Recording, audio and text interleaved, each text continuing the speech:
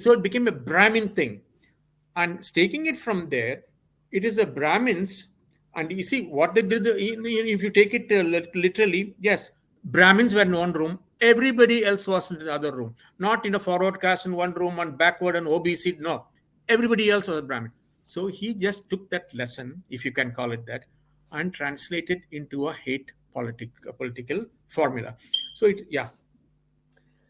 So, I mean, basically in Tamil Nadu or maybe elsewhere, but definitely in Tamil Nadu, Brahmins have become Jew, if we have that kind of a corollary. So now coming to the current times, one question always, I had a training in Hindustan Motors Madras long back, and I also went there for some time. So, what was surprising is still for some people that comparatively in the five or six top, the industrialized states in Rajasthan, in India, Tamil Nadu is one of them because of the industry, because of the entrepreneurship, the enterprise, and infrastructure, education, and ancient culture. All those things. Sangol represented so many things, and so many people have so much objection to that. But in spite of this intelligent bunch of people, how they could allow the ruffian kind of politics to rule over them for such a long, a short period is okay, it happens in democracy, but such a long time, and how uh, and why uh, K. Annamalai, emergence of K. Annamalai is a significant development which might change over a period of time the politics of Tamil Nadu and the region as well. Okay, so yes, the first part of your question, I will say, how is it that, in spite of all this, the same people are being elected to power? Well, remember we talked about that is the elections now, the way they are held now. Uh, the DMK and the ADMK, Tweedledum and Tweedledee, are so deeply entrenched all the way up to the booth level for 50 years that they give opportunities for the lowest kind of people, if I may call it that, uneducated people who are not professionally good, who are not academically good, for a good life, so to say, to make money and be somebody. Politics is the easiest way. And how do they enter? By being a dada. So the local, the MLA aspirant, he needs, hundreds of people to march with him and threaten to go to the municipality office and threaten the offices. So these people are recruited from the lowest levels in both parties. And they see that the people who recruit them have made it big. They are also owning tea shops, literally, or owning cycle shops or stuff like that. Now they have 3 or 4 houses. They have 10 cars. How? So it is an attractive thing for them. So these people are the ones who rule the roost. And now, how this is one to run a party. So basically, to even have a functioning party up to the booth level, you need thousands and thousands of people. Both these parties have these people, and they attract new entrants by the sheer promise, stated or otherwise, of huge unimaginable riches within 10 years, 5 years, 10 years. Be an MLA or MP once, or even be a district party chief. You can make plenty of money. You know how that works. So that is now this is how they man their party. So why would anyone want to join the BJP and march with Annamalai? I'm just simplifying it. When there is no scope for becoming an MLA or MP, or very little scope, and you won't make any money. So why would educated, these low level people join your party? They won't, and they are the ones who have the numbers. You need the numbers of the, and now, and secondly, okay, they can get the party strength going, but how do the people vote for them? It is again the same thing. It is the same, like there are hundreds and thousands of people join these parties, and in slums and all that, they influence their family and everything to vote for them. And the DMK has perfected it even more by giving the free freebies, and uh, cash for votes, which amazing. I don't know. Does it exist in Rajasthan? I haven't heard of this. Actually, are people paid cash to vote? No, I mean their inducement, but it is not so blatant, open, and arrogant as started in the Tamil Nadu. I mean they are giving away TVs, washing machines, all those things. Yeah, yeah, no, that is one thing. Like the Kajriwal thing, you say free power will give you free bus pass, everything, every free. That is another thing out of the exchequer. Hmm. I am talking about actually during election, you come and They vote are they for, are come to the. gifting they are gifting television sets and all those things. Oh, I see. They are doing that. Okay. In Tamil No, Nadu, it has no, become. not in Rajasthan. Not in Rajasthan. We hear about Tamil Nadu. Oh, exactly. That's what I thought. In Tamil Nadu, they give hard cash on liquor and food. Biryani, so they call it biryani and quarter. It's called derisively called biryani and quarter. That is for every day. For coming to your meeting, biryani and quarter. You come and sit Every there. day. Uh, Right. the- So, and then for everyone, you have how many members in your family? Four times 5,000, 20,000. And what do these people do? They collect it from all the parties. So by elections, they get richer by 50,000, 1 lakh each family. And in fact, last night I was talking to a friend, my classmate from JNU in Bombay. She was saying, yeah, just some politics. She said, my maid is at a million. mm, And she said, my friend said, Modi has not done anything for the poor. I said, what do you mean by that? He said, you see, but MK Stalin has done something for the poor. I said, oh, I don't know what crap you're talking. Who mm, told you that?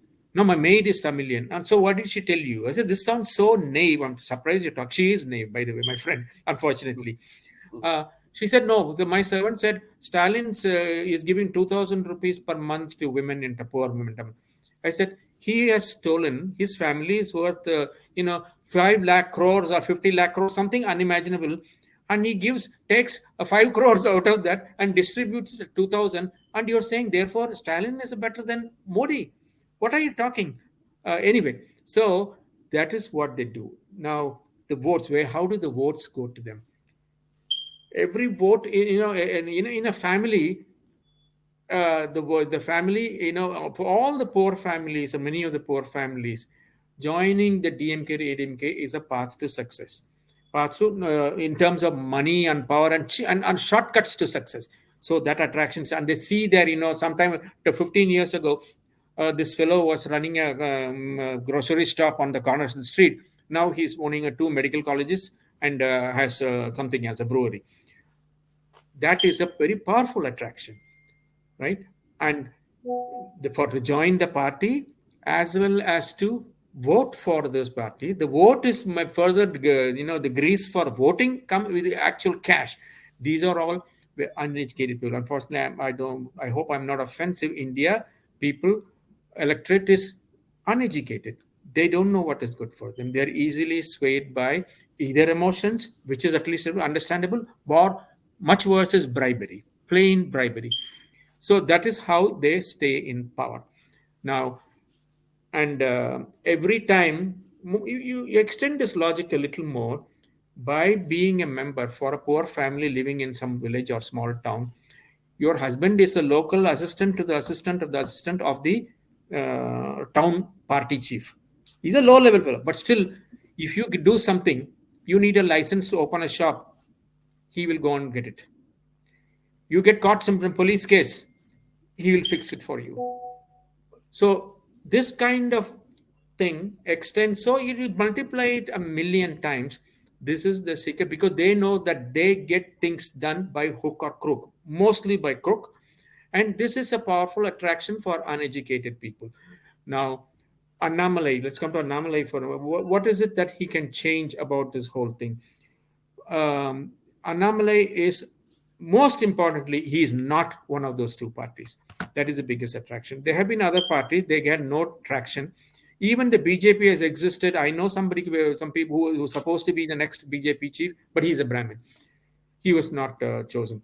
And I agree with that completely, because the most important reason for Annamalai's limited success so far is that he is not a Brahmin, surprising as it may sound, and he's dark complexioned, amazing as it might sound. So these are the two most powerful reasons. Apart, besides, he's very smart and he has a plan and he has a long-term plan, and he seems to be genuinely. In fact, I was somebody gave me a wife who gave me a book.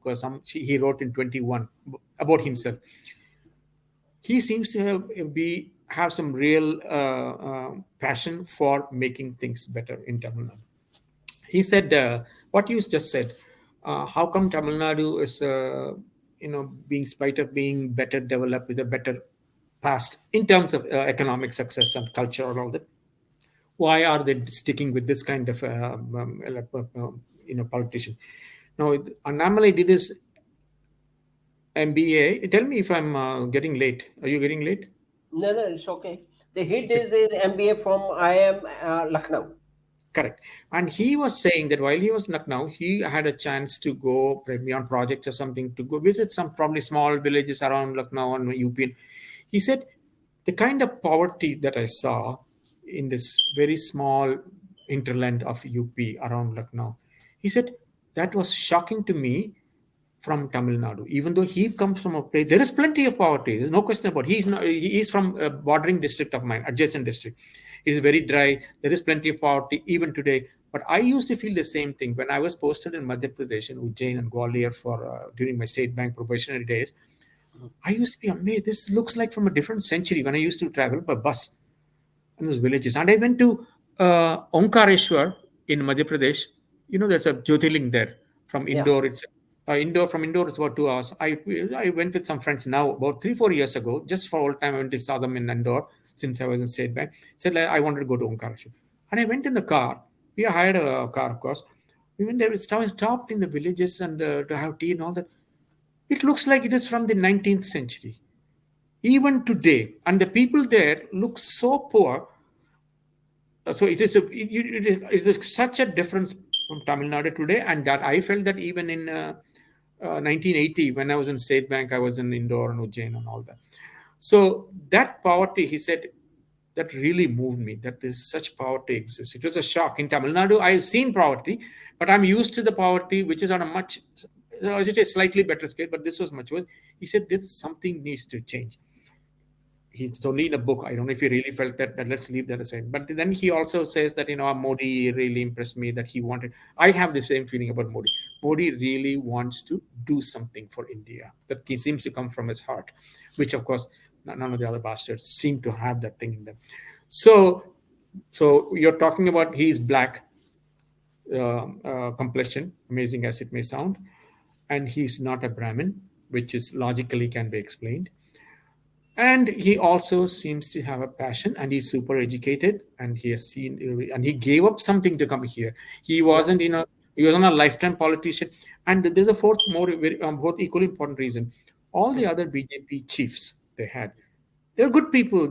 Some of them had really fought against the DMK misrule and stood up to them on the street when BJP is not even in the power. It takes a lot of guts to do that. Yeah. In spite of Certainly. the 25, 30, I know one person very personally, in spite of 25, 30, 30, 40, 50 years of such service, they are no longer in the top, in the decision-making level in Tamil Nadu. Although they are all over 70s, and the Annamalai has consciously tried to reduce the number of Brahmins around him. From everything I know you might have seen that one friend of mine. She's a Brahmin. She's a childhood friend.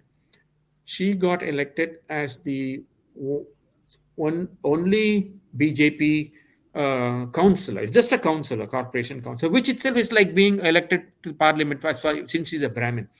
She stood and contested the election and won, which itself is an amazing thing. Out of 220, she's a lone BJP, and that's it. So now he has kept her on, but she doesn't have this 50-year experience. She just, she's at that level only, but she has been. She's been very bold. She has a lot of guts. She goes on TV and abuses Periyar and all that, which is very dangerous. I wouldn't do that. I'd be scared to death of doing that. Now, I have to give it to her. Now, Annamalai has kept some people around him, even at the higher level, not at her level, even the higher level, who appear with him on shows and speeches.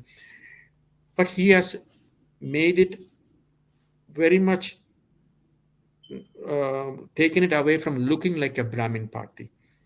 That is one of the main things. Even today, the DMK and the ADMK, especially after they left, they say it is a Brahmin party. As I told you, Brahmin, North Indian, Sanskrit, Indian are all equivalent in Tamil Nadu Dravidian politics, and all are curse words. These are all Yeah. curse words. So he has managed to shake that off to a large extent, but still they keep throwing it at him every day. You are just a stooge of the Brahmins. The Brahmins are just like they used to do the Jews. So they do that. Now the number one is he has been able to break that, not only with just by surrounding himself more. He has attracted amazingly many former MLAs, MPs, very well-known names from the DMK and the ADMK. Why they came is a different matter. It might be due to dissatisfaction, not getting a seat, ticket, and all that.